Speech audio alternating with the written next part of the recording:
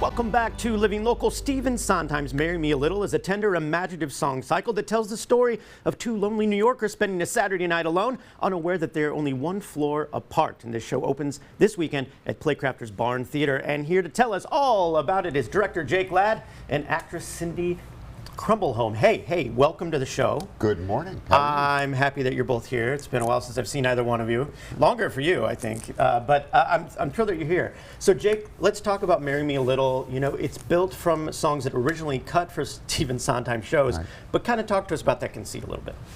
Well, the show was created in 1980. It was at a very unusual start. Stephen Sondheim was rehearsing Sweeney Todd. Okay. And he happened to mention to one of the chorus members that he had a group of unpublished songs. That same chorus member, Craig Lucas, sometime later was hired by a local theater company in New York to write a musical review. And remembering that conversation, he contacted Stephen Sondheim. They set to work on this project, which became Marry Me a Little. Oh, awesome. And you were involved, not to brag, but you were involved in the West Coast premiere of the show, That's correct? right. The show had moved from off-Broadway to off-Broadway in 1981, and then there was a London production. And then we managed to get the rights out west in Los Angeles. We did the West Coast professional premiere. And it was a great experience. Yeah, no big deal, Jake. You always have some kind of story to tell. With you drop little nuggets like that a lot. You're like, no big deal, but I also did this. I always appreciate those stories from you. Yeah. And so, Sydney, no traditional dialogue. I saw your post the other day that you talked about that. And you know, how do you kind of find your way into bringing those characters to life when there's really nothing to speak about and it's all sung?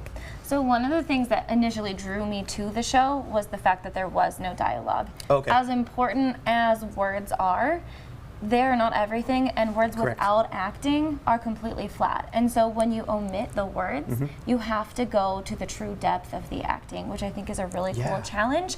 I think having some improvisational experience is helpful there, but something as simple as the way an actor holds a brush or even eats a cookie or a Pop-Tart can tell someone a lot about the character. Amen to that. That's great. And so, you know, when you're approaching this 40 years later, or, you know, thank you for the reminder. More than that, I think it is. You know, what drew you back to it as a director, and what were you hoping to bring to this area premiere? Well, the show was a huge challenge for me early in my 40-some years ago. When I was in my early 20s, younger than the other half of our cast. It's a two-person cast, so Thane Lamb was our co-star. Yeah.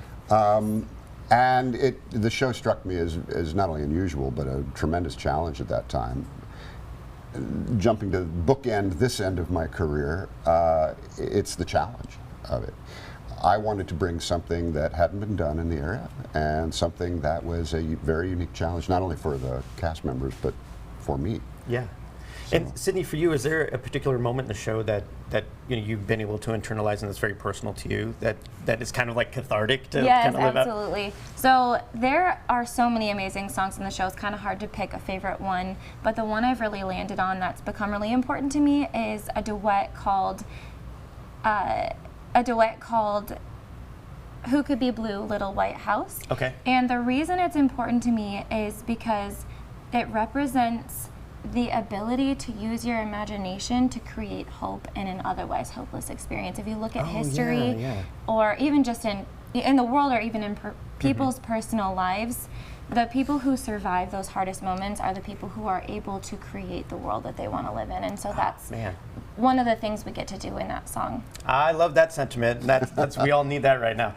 So Jake, what's been the most unexpected challenge or discovery you kind of made, you know, during this production of the show? I think with every show, and you know this too, Tristan, when you direct a show, because I know you also direct, there's a moment in every production where suddenly, for the cast, in this case just two actors, there's a switch flips. Suddenly they internalize the material, and the intimacy of it and the exhilaration of it all come together. It's this theater magic that happens. That's, for me, that's still the reason I still direct plays, is just that moment. I love that. And of course the challenge here is that it's Sondheim.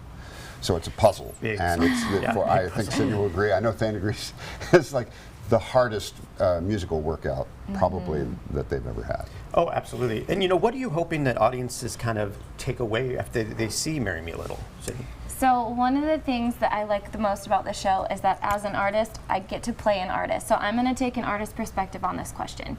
When you create a work of art, whether that's a visual masterpiece, whether you write music, whether you do a live performance of a theatrical experience, if you go about it with the concept of hoping someone takes something specific away from it, you're going about it from the wrong way.